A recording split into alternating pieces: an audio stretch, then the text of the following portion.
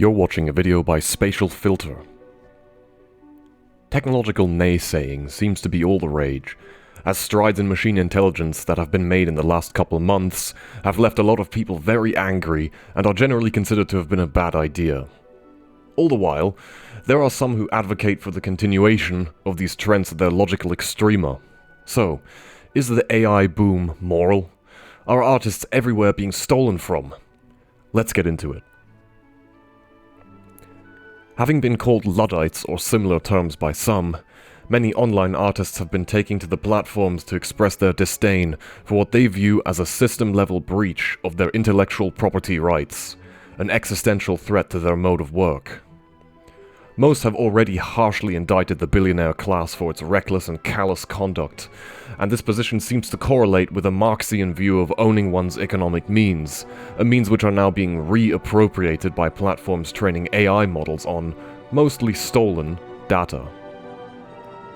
This is because AI requires a lot of human-made information to effectively create attention-grabbing content, which is currently the main use case for these products in the information age. So in a way, the weight matrices must contain a small amount of information which was lifted out of a human's intellectual property, much to the grievance of the owner. To see how the legal system might address these grievances, we need to examine exactly how this process works. A user feeds a prompt to an AI model, and not long after, the user is presented with a result, which was generated from the prompt, as well as several large arrays of numbers called weight matrices.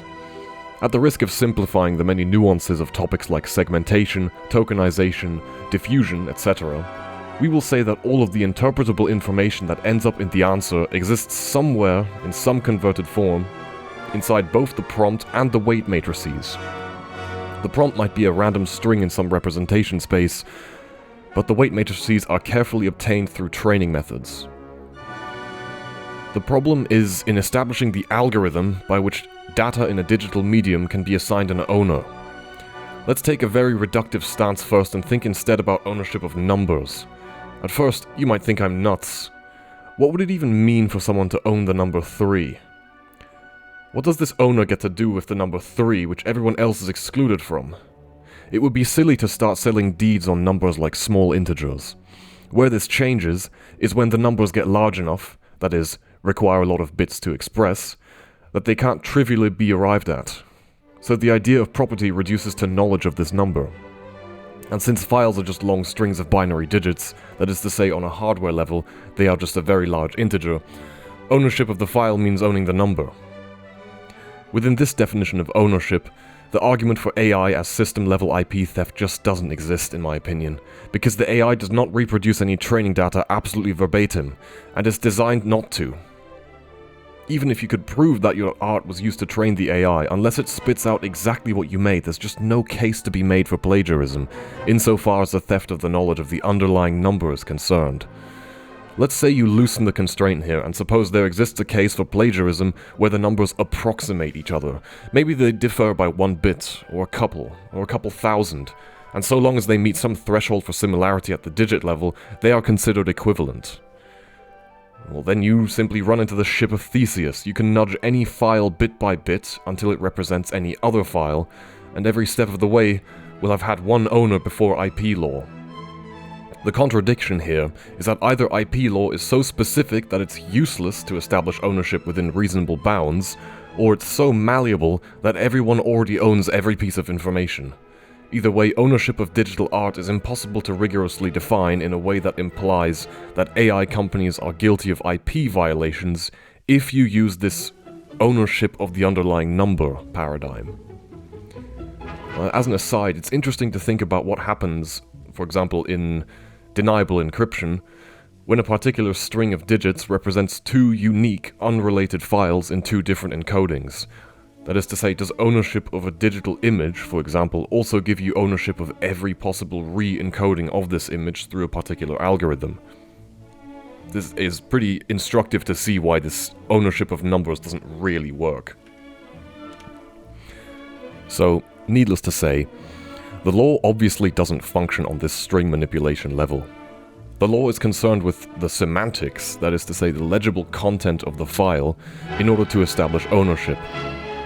This content is what the AI is best at appropriating, because in training, these semantic networks are condensed into a web of spatial relationships within some high-dimensional vector space. Perhaps this is a more efficient way of representing data, that is to say, it's more spontaneously arrived at through evolution. Our brains don't perform string manipulations like some kind of Turing machine. We do actually store our information in terms of what you could describe as weightings in our neurons. We could then establish ownership of digital files by saying, inside of this high-dimensional vector space, you get an island centered at the point corresponding to the file you made, and everything inside an open ball of some finite radius of this point also belongs to you. This approach seems more sound and might help shore up the crisis of IP rights violations, because now your file, your ownership, it's actually got some fuzziness associated with it. That way you can claim that something sufficiently similar to what you've done could still be yours without making every possible file just equivalent before it, you know. Maybe if this file is also closely connected to the point in this semantic space corresponding to the concept of you, that is to say you as the individual, then, you know, your ownership reduces to this semantic closeness at the encoded level. Clearly, intellectual property rights at the information theory level are built on some conception of a minimum Shannon entropy of a particular concept before it becomes eligible for ownership. If you don't know what Shannon entropy is, you should look it up. It's not within the scope of this video right now for me to explain it.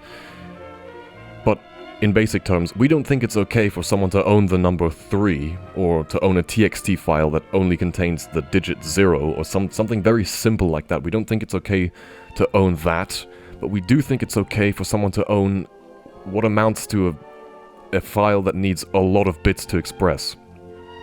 And if this is the case, what is the minimum number of bits that you need before something becomes eligible for ownership? So for example, if you write a very short poem, maybe it only takes a couple of bits, but if there was some creative effort involved, I mean, it's just... I find it tremendously irritating that there are no clear answers to this question. It's something that people argue about at length. There are entire industries where all people do is have a discourse about these conceptions here. But if some number corresponds to an encoding, then it seems to be that you can own it. That is to say, if that number gets decoded into a poem you wrote, then you own the number. But we have a problem with ownership of numbers on some philosophical level. So there's definitely some interesting tension here. So, how do you think information should be sliced up and enumerated and kind of divided among the people, or the corporations, or legal persons, I should say? Is there anything you think that could help us figure out what belongs to whom? Please let me know, and thank you for watching.